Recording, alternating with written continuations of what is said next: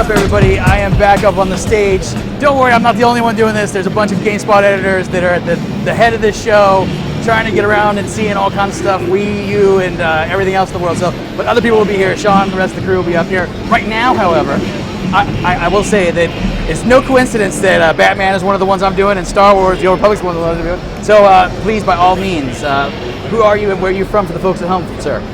My name is Daniel Erickson. Daniel Erickson. I'm the writing director at BioWare Austin and the lead writer for Star Wars The Old Republic. Fantastic. And yes, so you are here. You guys have brought an amazing setup over here off the camera. You guys got how many machines set up over here? So we've got 4 machines running in here. We did actually decide to just kind of do the big rig. So we've got a tray that we've got to drive around all of these. That way everyone gets to see it. That is super cool. Speaking of seeing it, we're looking at it right here. Let's show the folks at home what we're looking at. I know a lot of people have seen. I've seen a lot of people have been looking at like different cutscenes and all kinds of stuff, but the reality is, I guess they're getting set up still. That's why we're not showing it just yet. We've got a little bit of sorry. So yeah, so second demo of E3 2011. We're doing pretty good, right? Yeah, no. Well, this is our first one, so yeah, they're having the tech fun. Fantastic. Those guys got the much better job. That is a serious rig you guys got over there. So let's go ahead and back up for a little bit and tell people what you're going to show for the first time here at the show. Sure. So we brought a whole bunch of stuff. Obviously, this is launch here, so we're trying to get everything out and roll out. You know, last big E3 explosion. So first one, people saw the premiere. We've got the third Blur trailer going, which is big and beautiful, and obviously is always some of the best stuff, and people get really excited. Unbelievable. We've got our first trailer showing Operations, which are our take on raids, and that's going to come out, and people are starting to see that behind closed doors. Looks very, very cool. You can bring it with you. There's a whole bunch of people want to see it, I'm sure, right here.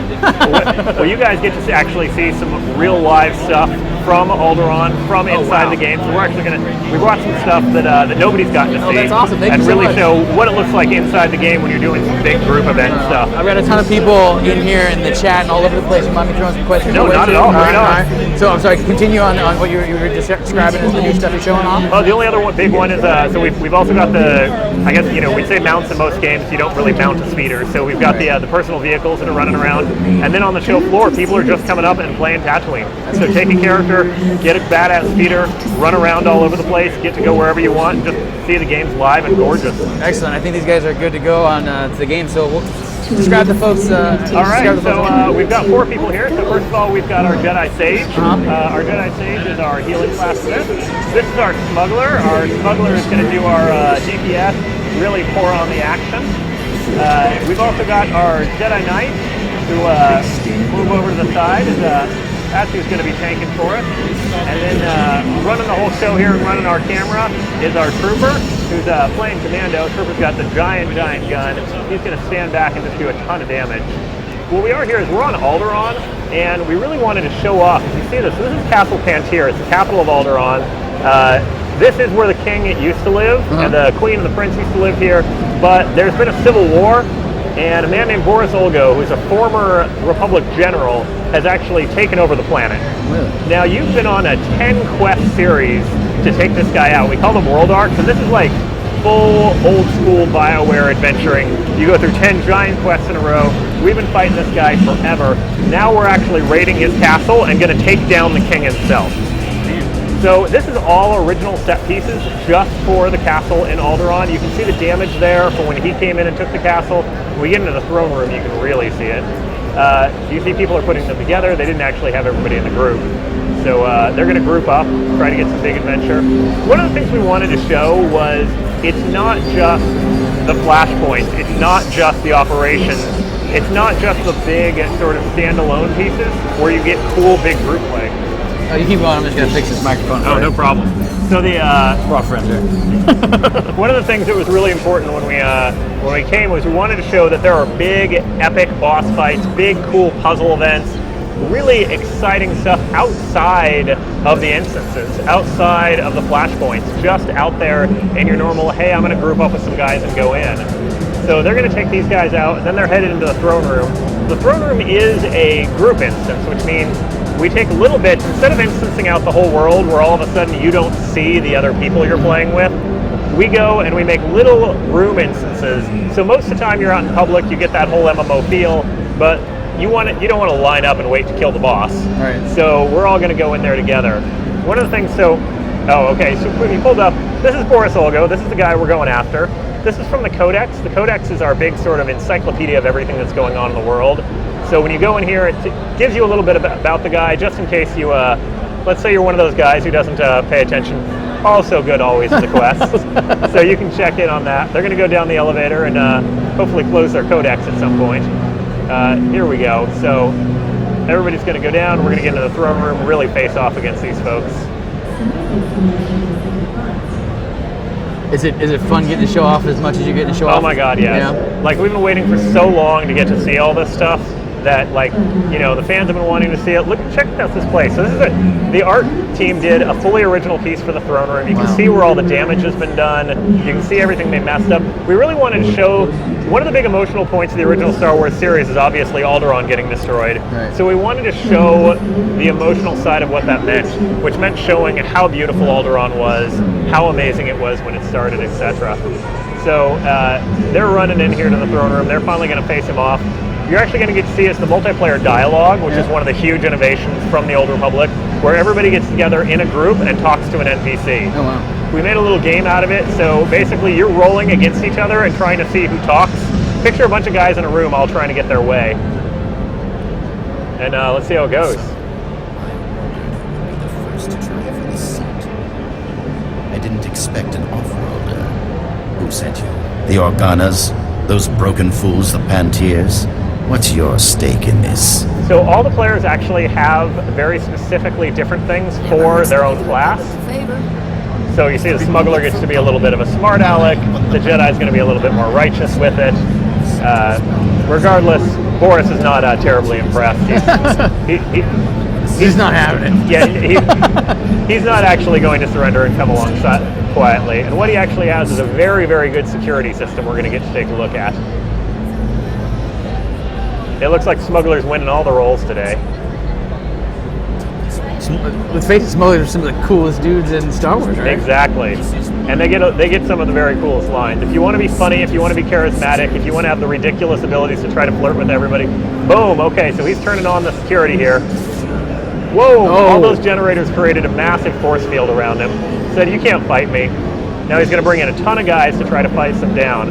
So what you actually have to do is those generators, well, one, we got a bunch of guys defending first, so we're going to take out his personal guard. And you're going to see the groups getting to work together. One of the things people who haven't seen the game for a while, you'll notice as they're fighting, the entire GUI has been redone. So the original UI we had for the game was not terribly popular with fans. We learned that MMO players do not like to give up even 1 pixel of their space. Right. And they didn't like the sort of classic fantasy RPG feel of it. So we did a total revision of it, made all the stuff they wanted up front and easy to get to, and took out every single piece of art or graphics that was possibly blocking the screen. This one's been much more popular. Excellent. So what they're trying to do is trying to fight through some of these guys, and everyone's staying together pretty well. And, oh, one last guy.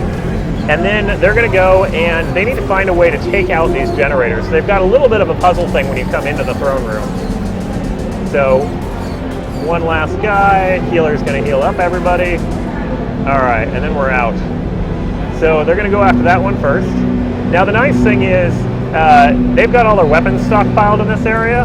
So there are some nice weapons right next to that generator that if they can get through these guys and fight, they can probably take out the generator itself. So you see the Force Leap there, the Jedi Knight goes flying in. He's got a bunch of different abilities. The Smuggler actually has her portable cover, which you saw her set up there. So if you don't have a box or something to hide behind, you can actually set up your own. It doesn't last as long, and it can take damage and sort of get knocked out, but it's a good short one because you've got a whole brace of abilities that actually only work during cover. So they got one more person. Oh, no, we got one last fight. Hold now. All right. So the Smuggler's going to go try to grab some armament. Meanwhile, you can take a look at just how big enough that generator is. That's huge. Yeah, this whole place, and see, you can see there's no way to jump up there. So what we're actually going to do is, she has now got a shoulder-mounted rocket. Excellent. There we go. Oh, wow. So you go through there, you take out 3 more of those, you fight your way through the area, and then you take on the boss itself. Nice. And so we're not going to show through the whole thing because it'd take a while. But then even the fight with Boris Olgo is multi-stage. He's got a bunch of different tricks you can do, etc. And then one of the big important things for here is this is all again, it's not a flashpoint. This is something you can come do with your friends, or you could have come and done yourself. If you'd done it yourself, it would have been a very different difficulty scale, obviously. We bump it up to say, hey, you're with a group. We know you're going to want to do some big, cool stuff. So we raise the difficulty level of the whole area. Now we see 4 guys run along here. How many people in that group can all go together? Is it the 4? It's 4. It is, yeah. So it is a 4-group maximum, and the nice thing is that includes companion characters. So a companion character isn't quite as powerful as a normal character, just because obviously the AI, they don't have the full range of abilities. But you can go if you have you and a friend, you both pull out your companion characters. Now you've got a 4-person group. I gotcha. Which allows you to actually you can take on some 4-man stuff a little bit with the 2. It might just be or you can do 3 and 1, etc. It allows you to get groups together faster and have a little bit more flexibility in what you do. That's awesome. It sounds like an incredibly awesome thing that you guys are trying to do, but also very difficult, which is kind of play to the traditional RPG crowd, but also recognizing the folks that have their massively multiplayer online RPGs and kind of like them the way they are. So it's kind of like building the stuff that people like from the past and mixing the new together and having them kind of be okay with everything the way it is, correct? Well, one of the things that was really interesting to us at the beginning is the traditional RPG crowd, right? BioWare games all come from the pen and paper background. And the pen and paper background was all about your friends. Right. The most startling thing when we started playing computer role-playing games, for those of us who are old enough to remember that, is they were single-player. And that's never what you played when you played role-playing games. Sure. So for us, it was a very natural evolution. And although the limitations of both the single-player genre and the MMO genre, the single-player genre, which had no friends, and the MMO genre, which didn't really have like traditional storytelling, those limitations had sort of become genre expectations. Right. So it took people a little bit to understand where it was going to come together. And really all we did is took it all the way back to the roots of what made good role-playing games. That's awesome. That does not sound a place that is bad to go to by any means. Do you mind if I throw a couple audience questions at you before we let you go? Absolutely. All right, so let's see. We are looking. Some of the folks want to know, is there more to see of this game on the show floor? Should we go over to the booth and check it out? Absolutely. So what we wanted to do this time, because this is the first time we've been on the show floor, is we actually wanted to do 2 completely different things. So for the press or behind closed doors, they're seeing this stuff, they're seeing some other stuff. Anybody who wants to come on the show floor, there's 2 different things they can do. They can either go to Tatooine, which is near the end of Chapter 1. It's pretty high end. They can get their own personal speeder. They can run around Tatooine. They can do anything they want, just freeform gameplay. Or they can actually go to the Origin Worlds and do the exact same thing and just start from the beginning of the game and just play. That's awesome. That's super awesome. All right, so I've got some folks in here that are asking some questions. I guess, so what's the release date do you guys have a release date? We are still saying 2011 and not saying anything else. That was from the TU Kill. It's a Mythology 123. They want to know subscription price. You guys talking any subscriptions? We haven't talked anything about pricing at all in any direction.